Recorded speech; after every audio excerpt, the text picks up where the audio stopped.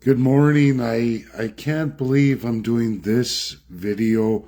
I missed that last week as I got ready for this trip and got out of work, but this is in relation to Bill C-57, not for the First Nations, even though this bill does absolutely bring all the First Nations forward. In fact, the Indian Act is there without any consultation with any First Nation groups, none whatsoever, right across Canada. Chrystia Freeland with NG, the Minister of Foreign Affairs here in Canada, Liberal Party, they throw this bill forward and they put a little bow and ribbon around it. It's 12 pages. I downloaded. I'm like, wow, this doesn't give you any details. So I further start searching and I find out the Ukraine-Canada Free Trade Agreement is actually more than 1,000 pages. And I started going through all of that in the chapters, and of course, I find all the chapters in relation to the First Nations here in Canada, all of those assigned to the Indian Act. Zero consultation. Liberals did not consult any First Nations. I didn't even hear about it in Canada. Nobody in Canada has even been made aware of this. So, folks, there's a number of massive problems with this legislation that no one's heard of till today. One is it includes occupied territories of Russia and Ukraine, which is basically us saying we're going to make a deal to retake those territories from Russia. We're going to help you rebuild Ukraine. We're going to stay in war with Russia forever and a day. This is what the Liberal Party of Canada has designed behind all our backs. They even put all this First Nations inside it. And I want to explain the detriment, the sheer detriment to the First Peoples on this movement, done exclusively by the Liberals with zero consultation from First Nations across Canada. It basically tells Russia, who's a veto-wielding power in the world, that you will never, ever support the First Nations in Canada, never, ever again. Because it certainly looks, when you read the document, if you're a Russian diplomat and you read that agreement, it certainly looks like the First Nations across Canada want to trade with Ukraine and stand against Russia. A United Nations Security Council member, Permanent 5, who can veto anything for any human rights, civil rights for the First Peoples of Canada. All they have to do is say, oh, you want something of humanity? Stamp no, no. We'll never support you ever again. We already know the government of Canada has lost Russia forever. We know there's massive countries right now that want nothing to do with Canada. And the Liberals go forward with this bill, zero consultation, not with any Canadians, not with any First Peoples, none whatsoever, even though there's 1,000 pages that look like Canadians want this, want to be involved in the Russia-Ukraine conflict on the Ukraine side, at war with Russia, reclaiming those territories, rebuilding those territories, and setting up massive agreements that breach everything that Russia says don't cross this line. It's a declaration of war. And this declaration of war comes in a package called a free trade agreement that ignores Russia's absolutes completely. And it's a line Russia won't let anybody cross. And it's Canada's way of saying, oh, all Canadians and all First Peoples want this. Folks, Ukraine is ranked one of the most corrupt countries in the entire world. That hasn't changed under Zelensky. In fact, it's gotten worse. When we look at where money's went, how much money's flowed into Ukraine, Much of it is unaccounted for. Much of the humanitarian relief and aid money the people have never even seen.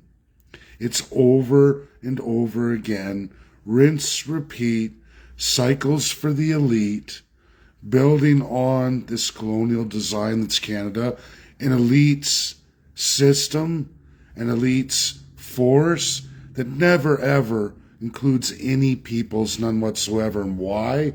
Because in Canada, our Constitution says, A, all of you are subjects and you're not even in the Constitution, or B, you're a savage, a non-human being who we wish to liquidate. And by this agreement that effectively removes any idea of a Russia support for the First Peoples. And I want all First Peoples to know, in 1960, the law of decolonization that became world binding law, in fact, from that period on, massive civil rights achievements occurred in the United States of America. It was on that USSR initiative. Again, when we look at laws for human rights, freedoms, civil liberties, I don't measure a country on what government they were. I just look at their track record of what they brought forward and what benefits it brought the entire world. And this is one of them, led by the former USSR, that changed the world. And for Canadians, and especially First Nations, before 1960, your reserves could be liquidated, sold. You could have your whole reserve enfranchised into the Canadian system, meaning you're no longer a treaty Indian, you're now a subject, assimilated. For First Nations women, when we look at missing and murdered Indigenous women, before 1960, before that law, enfranchisement and marriage, you were married out of your status, you lost everything. They pushed you, pressured you to be assimilated. You had no rights, the lowest human rights in all of Canada. And it's devastating at what Canada done from 1867 all the way through the treaties and all the way up to 1960. Just how brutal it was. Much, much worse than African Americans. Much worse. And it wasn't anything other than what Russia presented, passed and bound in international law in 1960 that irrevocably changed lives forever. Didn't stop residential school, but at least it limited enfranchisement, the idea of removing you from your peoples, your culture, your identity at the most inhumane way by saying you're a less human being, and to become an equal, you're going to have to marry out of everything you are. Other than that, we're going to kick, stomp, and beat you down. This bill, again, Canadians, you get the 12 pages. It's actually more than 1,000. It is a declaration of war against Russia. I don't believe those oblasts are ever going to be reclaimed by the West or NATO or any of it. Russia's going to hang on to them. They're going to become Russian, making agreements where we talk about Crimea and these other oblasts that have been assimilated into Russia, now occupied and taken.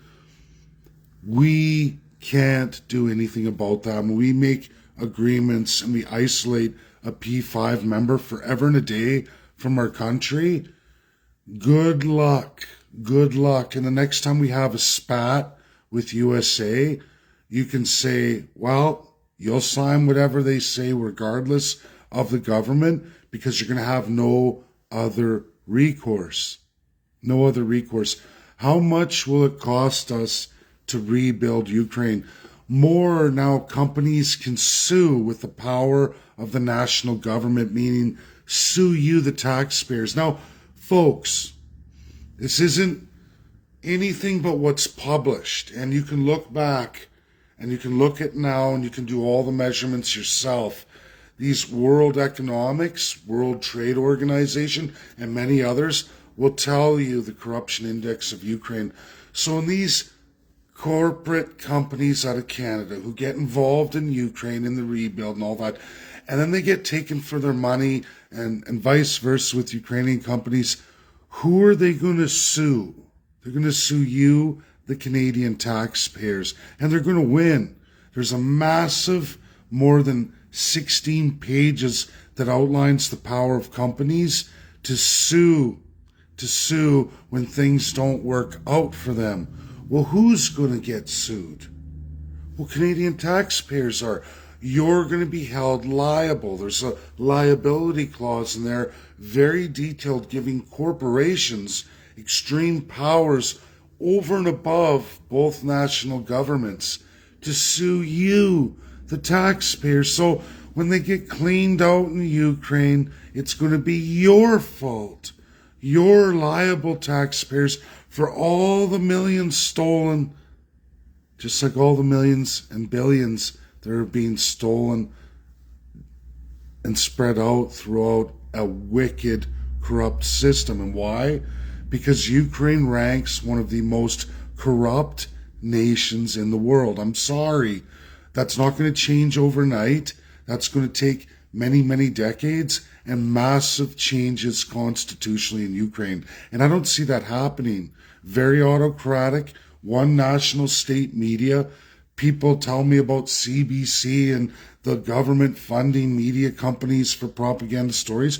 Try just one national media, and everybody else who tried to run anything independent was jailed and arrested. Think about that. This is not a democratic, free society. They're at war. There's major things happening there, super destabilization, and I don't see why we need to race at breakneck speed to pass a document that is in fact not 12 pages, but more than 1,000. And I haven't even read it, but it's more than 1,000 pages. But you, the Canadians, get a little nice bow ribbon, pretty little picture, and we're saving Ukraine. Saving Ukraine, it looks like a basic declaration of war against Russia. Why is Canada moving at fast speed to be this little chihuahua biting at the wolf's ankles? And eventually the wolf's just going to snap, crack, and bite the chihuahua, and it's game over. I know, I have one. That's what Canada is. And you can sit there like, oh, the big bulldog USA is going to come in and save the day. I don't think so. I think US is going to sit back and go, well, you wanted to keep biting at the ankles, you got bit, not our problem. Oh, what can you do for us? We want you to do this, this, this. You lose your international identity, your international independence as a sovereign UN state. You lose that. And that is absolutely what the Liberals have been pushing forever and a day. You can call it one world government, new world order, but the reality is, folks, it's old world order, and it's a quest of the Liberals, the Conservatives, the NDP to get us back to that state and secure their slaves and their savage peoples and keep filling their pockets as we now march in corruption towards the state of Ukraine. That's the truth of Canada. Again, show me one nations group, one chief from any reserve, any of the grand chiefs, all of them across Canada, who were ever consulted in this free trade agreement. Show me one Canadian or who heard about it and was sent a consultation or a town hall or a telephone town hall in relation to this free trade agreement. Nope. It's more autocracy, more we're going to write this and you're all going to accept it because we're the masters, we're the divine elite. And it happens every day of the week. For every 3 policies they promise you in a campaign, they enact more than 150 in a 4-year term, detrimentally and deadly against all of you. That's what the government of Canada does. That's what they continue to do, and they will always do. And it's just getting worse, worse, worse. Why would Canadians want to provoke Russia? Why would we want to commit our resources, our wealth, our country to rebuilding a country that's still at war? And we want to have trade agreements to get involved, and we want secure lines for our corporations that they don't even outline what kind of industries. Really, a pile of it looks like basic government, NGOs, civil societies who are going to set up shop there and join in the corruption. And you're all going to get sued for it. You're all going to be held liable when things don't work out, when people get ripped off. Don't worry, Canadian taxpayers will come in and bail these companies out, legitimate or not. And in fact, when you look at the scale, over 75% of corporations will be corrupt. It's no different than last year in Ukraine, the year before, and the 50 years before. Doesn't matter. Corruption index off the chart. One of the worst countries in the world. Why would you ever bind Canadian taxpayers to a liability that gives lawsuit power to the companies over and above the national government, the federal government of Canada? Only the most corrupt, evil individuals have no intentions of profiting, but exploiting you, the Canadian taxpayers, keeping a stream of money flowing strong to Ukraine while Canadians suffer beyond all measure. Inflation, cost of living, we're just going to expand on those areas. It's never going to get better. This is not a free trade agreement that benefits Canadians or First Peoples in any measurement in any meaningful way. Just on the corruption index alone, it's like me getting involved with my business with an Italian mafia, and we all know the stories of what happened to so many American companies who got involved with the mafia. You end up bankrupt 3 years later. But now it's going to be, don't worry, to keep that going, taxpayers will be liable. You'll be able to sue for the corruption you got in bed with and all your losses, and you'll be able to sue the taxpayers who will have to fund all of your losses. So it's basically wealth transfer from Canadian workers all the way to Ukrainian tyrants and corrupt individuals. Mafia-style funding. And this is by the government of Canada.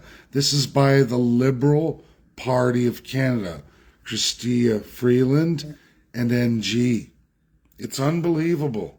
Unbelievable that they would pump this out at the end of the year. And what's scary is it already went through its first reading. Very little debate. Some from the Bloc, but full support of Conservatives, NDP, and Liberals. It's going to quickly pass before the end of the year. Zero consultation, none whatsoever with any Canadians or any First Peoples. You can't even get the actual 1,000-page document. You get a 12-page bow-wrapped bullshit. That is not a democratic government. It's not a transparent government. It's a full-on dictatorship. Russia and Ukraine are in a war right now. Major territories have been taken by Russia. I haven't seen Ukrainian offensive take any of it back. They talk about a city here, there. Have you seen the bombing and devastation? Have you seen the losses? Canadians, the losses in military alone on both sides, and Ukraine's got massive losses, would be the entire Canadian armed forces many, many times over, and a number of small cities in Canada. Think about that loss. Do you really want to take our country in direct conflict with a massive superpower? We would never even think, we'd all laugh if they said, we should fight the United States of America. Everyone knows today Canada would be devastated in probably under a week. Can you imagine USA bombing us? Right? We'd all laugh and say, oh, you're crazy to come up with an idea like that. So why would you push the arguably second most powerful, in some respects most powerful, military nation in the world? Why would you say that that's okay and that's a great idea? What level of insanity do you have to do that? The only reason why you would do it is if you wanted a World War III. You wanted an end to the Allies and a rebirth of the Axis powers, which is all colonial empires, which Canada's constituted for, which Canada lives by, swears by, and is fierce at defending, because the idea of class structure and slaves and savage peoples does extremely well in their ability to harvest unimaginable wealth, and wealth quickly, way faster, way more per person per capita than USA. And Canadians are none wiser, even though you look at your radical property values, your radical services, costs and fees, that in some respects and in some industries are the highest in the world. But you just go, oh no, it's okay, it's normal. It's not normal. And the deterioration of Canadians and First Peoples isn't normal either. Now, Trudeau's handed out a lot of money to First Nations in this Truth and Reconciliation. Again, nothing meaningful. Everything that can be spent within a year, gone, and it's over. And you're no better off than you were before, because nothing is sustainable. It's called unsustainable development. That's what Canada is. UN Sustainable Development. Unsustainable development. That's what we are. The only people doing better or getting stronger are the wealthy elite, first class, elected or appointed. Their friends, their community. Not the second class, not the third class, and certainly not the First Peoples. And the day is coming when this is going to be evident. And I think it's a lot closer than people realize. And I think by 2050, if Canadians haven't woken up, it's going to be a reality in front of your face that this didn't work. None of these things worked. Your government was the enemy, in fact. And now this is where we are, with no hope in hell of getting out from under it. It's scary. I don't want a world outside of the allies of World War II. I don't. And if anyone had read Binding International Law, you wouldn't either. You wouldn't either. The idea of global subjects and a one world government in that system, a very old system, is terrifying. There were, again, folks, no human rights, none whatsoever, for anyone in the second, third, and absolutely savage class of peoples. None whatsoever.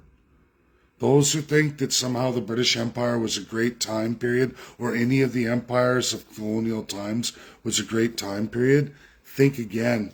Women, you couldn't even vote. You walk a few steps behind your man, you get a licking, you step out of line. It goes on and on. It goes on and on. And the abuses on children, what men went through just to work and earn, and what very, very little you had. The world's never been as good, with all its problems, since World War II. That's the truth. Before that, things were really tough, really tough. And it was only the few who did well. The many lived like crap. That's my video. Share, share, share. Very important information. Get it out there, because we're not hearing nothing about this in the news. I just checked out the House of Commons to even see where this is, and my mouth hit the floor. I'm doing early morning reading here as I'm getting ready to get on my day. Share, share, share. Get it out there. People need to know. People need to wake up to what this country is and where we're going in an awful hurry. Just when you think things can't get worse, surprise, surprise, they can get very worse. I know.